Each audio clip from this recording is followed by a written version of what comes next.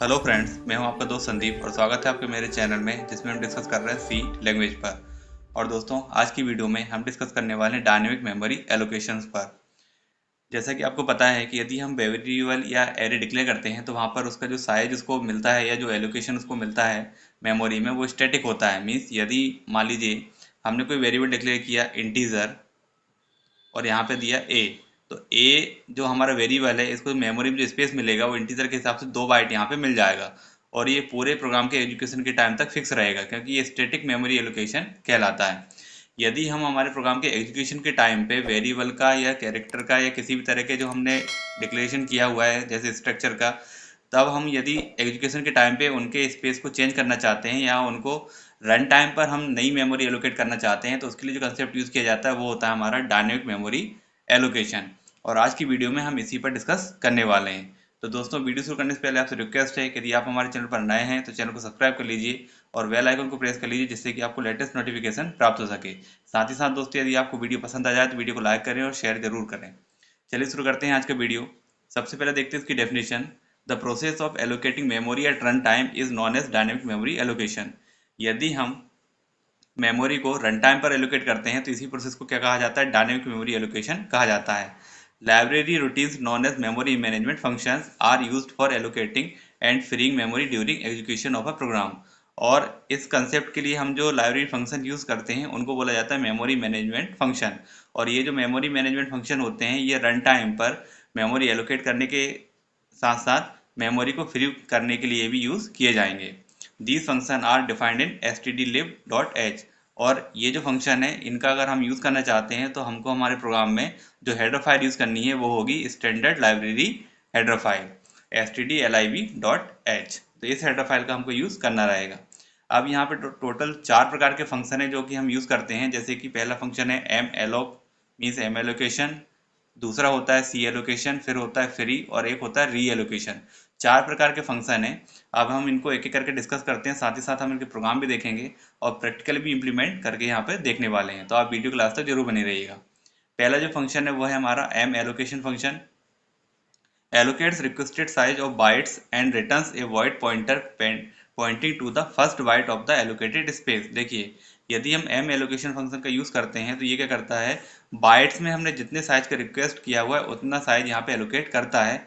और इसमें जो पॉइंटर हमको रिटर्न किया जाता है वो क्या करता है, जो भी स्पेस हमको एलोकेट किया गया है या जो हमको स्पेस वेरिएबल के लिए एलोकेट किया गया है उसके फर्स्ट बाइट को पॉइंट यहाँ पे करता है।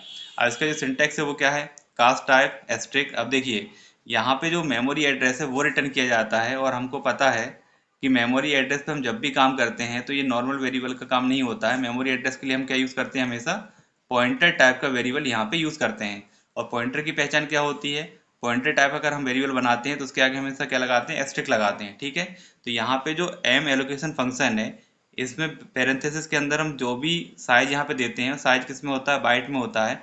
तो वो यहाँ पे किसको दिया जाएगा, पॉइंटर टाइप के किसी वेरिएबल को दिया जाएगा। तो यहाँ पे जो कास्ट टाइप है वो क्या होना चाहिए, पॉइंटर टाइप का होना चाहिए। ये इसका सिंटैक्स है। अभी हम इसका एग्जाम्पल भी देखेंगे। उससे पहले हम एक और फंक्शन के बारे में बात कर लेते हैं। जैसा कि यहाँ पे लिखा हुआ है फ्री, ये हमारा सेकेंड फंक्शन है। Release previously allocated memory. अब यहाँ पे जो एम एलोकेशन फंक्शन है, सी एलोकेशन फंक्शन है या फिर री एलोकेशन फंक्शन है, 3 फंक्शन है।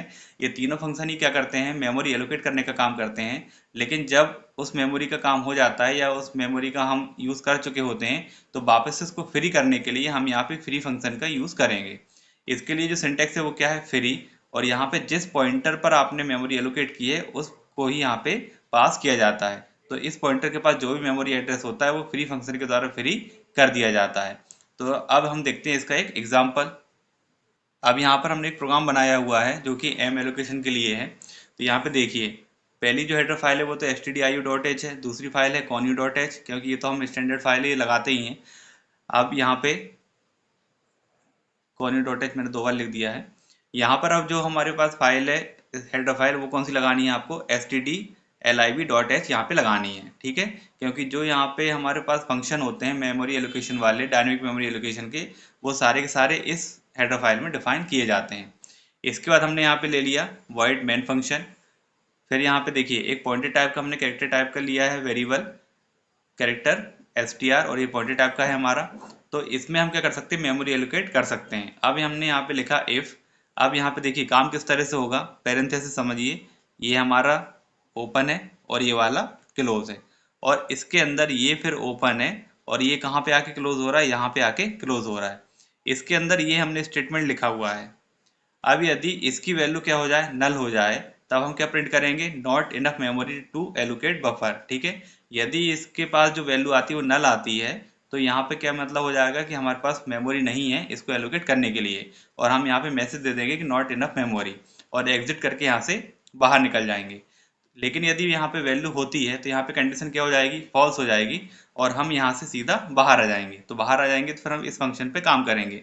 अब यहाँ पे जो हमने कंडीशन लगाई है उसकी मीनिंग क्या है, देखिए यहाँ पे असाइनमेंट ऑपरेटर है, दैट मीन्स पहले राइट हैंड साइड का एलोकेट होता है, राइट हैंड साइड का एग्जीक्यूट होता है। यहाँ पे क्या लिखा हुआ है कि जो कैरेक्टर टाइप का पॉइंटर हमने लिया हुआ है उसमें हमको नया साइज चाहिए।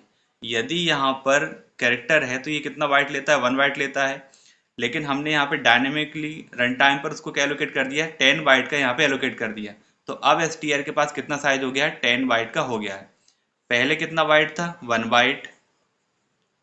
आफ्टर डायनेमिक मेमोरी एलोकेशन कितना हो जाएगा, 10 बाइट हो जाएगा। ठीक है, अब एसटीआर के पास 10 बाइट आ गया है, और यदि मेमोरी में स्पेस होगा तो वो इसको दे देगा। तो यहाँ पे नॉट इक्वल टू क्या हो गया, नल हो गया। हम यहाँ से बाहर एसटीआर CPY, ये आपको पता है कि ये जो फंक्शन होता है ये स्ट्रिंग डॉट एच में होता है। ठीक है, तो यहाँ पर हम एक हेडर फाइल इंक्लूड कर लेते हैं। ये गलती से हमने कॉनी डॉट एच लिख दिया था, यहाँ पे हेडर फाइल आ जाएगी आपकी स्ट्रिंग डॉट एच। ओके, अब यहाँ पे क्या है, देखिए स्ट्रिंग कॉपी फंक्शन में क्या होता है, जो सेकंड आपने आर्गुमेंट लिखा हुआ है ये हमारा क्या कहलाता है, सोर्स कहलाता है, और ये डेस्टिनेशन कहलाता है। तो ये जो स्ट्रिंग है ये कहाँ पे कॉपी होती है, इसमें कॉपी हो जाती है। तो जो हेलो स्ट्रिंग है वो कहाँ पर कॉपी हो गया, एसटीआर में कॉपी हो गया। और अब हमने प्रिंट टैब में क्या प्रिंट किया, स्ट्रिंग इज परसेंटेज। परसेंटेज की जगह किसकी वैल्यू उठकर आएगी, एसटीआर की। एसटीआर के पास वैल्यू क्या है, हेलो। दैट मीन्स यहाँ पे क्या प्रिंट हो जाएगा, स्ट्रिंग इज हेलो। ओके, अब इस एसटीआर के पास जो भी मेमोरी एड्रेस होगा या जो मेमोरी इसको एलोकेट की गई है उसका यूज़ हमने यहाँ पे कर लिया है। अब हम चाहते हैं कि यहाँ से इसको फ्री कर दिया जाए, तो इसके बाद हमने क्या फंक्शन यूज़ कर लिया, फ्री। और इस पॉइंटर के पास यहाँ पे मेमोरी एड्रेस था या मेमोरी लोकेशन थी, इसलिए हमने यहाँ पे क्या पास किया, एसटीआर पास किया। मीन्स इसके बाद जो भी मेमोरी थी अब वो यहाँ पे फ्री कर दी जाएगी। तो इस तरह से हम यूज़ करते हैं यहाँ पे एम एलोकेशन का और फ्री फंक्शन का। अब इसके बाद देखते हैं इसका प्रोग्राम। अब हमने यहाँ पे प्रोग्राम टाइप कर लिया है, प्रोग्राम को कंपाइल करते हैं, 0 एरर, रन करके देखते हैं।